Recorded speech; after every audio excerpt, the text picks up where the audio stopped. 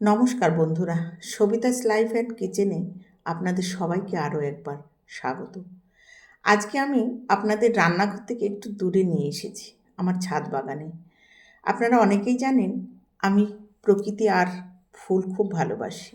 এই দেখুন, আমার নিজের হাতে লাগানো অ্যাডেনিয়াম গাছ, যেটাকে অনেকে মরু গোলাপও বলে থাকেন। অ্যাডেনিয়াম গাছটি দেখতে অনেকটা বনসাইয়ের মতো লাগে, তাই না?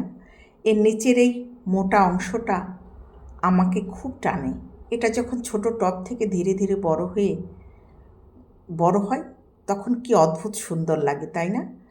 এই গাছটি খুব বেশি যত্নের প্রয়োজন হয় না, শুধু একটু চড়া রোদ আর পরিমতো জল, ব্যাস। তারপর সুন্দর ফুল উপহার দেয়। ছাদে যখন এই ফুলগুলো ফোটে, আমার সারাদিনের ক্লান্তি দূর হয়ে যায়। আসলে রান্না করার পর যখন একটু আমার অবসর থাকে, তখন এই গাছেদের সাথে আমি সময় কাটাতে খুব ভালোবাসি।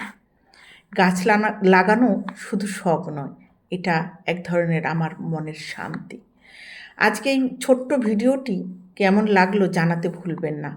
ভালো লাগলে লাইক দেবেন এবং কমেন্ট করবেন। আর আমার পাশে থাকতে চ্যানেলটি সাবস্ক্রাইব করবেন। কথা হবে পরের ভিডিওতে নতুন কোনো গল্প বা রেসিপি নিয়ে।